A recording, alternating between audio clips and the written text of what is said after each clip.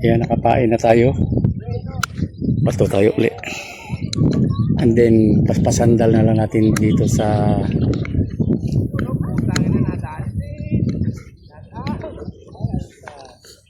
ayan.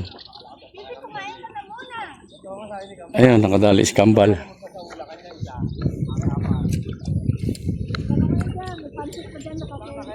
So yun, sandal natin ulit ito mga master. The real beat and wheat. Yun. So abangan natin ulit. Yan po, habang tayo dahan-dahan na nagliligpit dahil ang oras natin ay 5:45 na, pero maliwanag pa rin. Tayo ay nag-aabang-abang pa konti dito sa ating mga bait and weight habang ibang kasamahan ay nagdahan-dahan na magligpit ng gamit. So baka ito ay makahabol pa. Kuha natin ay nasa kalahating cooler pa lang. Yan si Alan, si RCG, tsaka si Kambal. Yan. Siyempre lagi natin katabi si Mayora. Yan. Tapos nandun yung ating bait and weight. Yan o. May kumakana.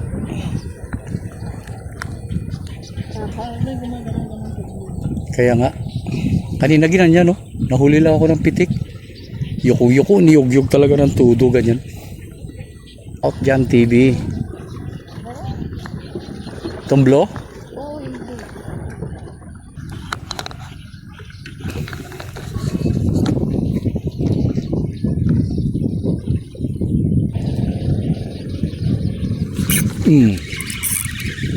Ayun mga master, sumabit sa bunganga.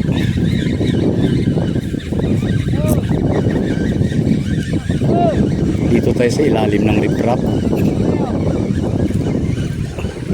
Ayan na, iangatan natin mga master. Tingnan natin kung gaano kalaki. Aba, mamaw pa pala. Ayan, nakahabol pa tayo oh. Wow! Ito mga master, nakahawabol pa tayo ng isang very good size.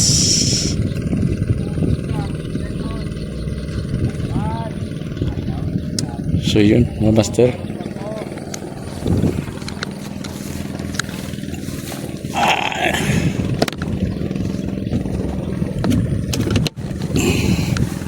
Pain. Last pitik. Wala. So fish on. Maraming salamat sa panonood nyo mga master. So magligpit na tayo. Ayan. Siya nga pala, ito pala yung huli natin.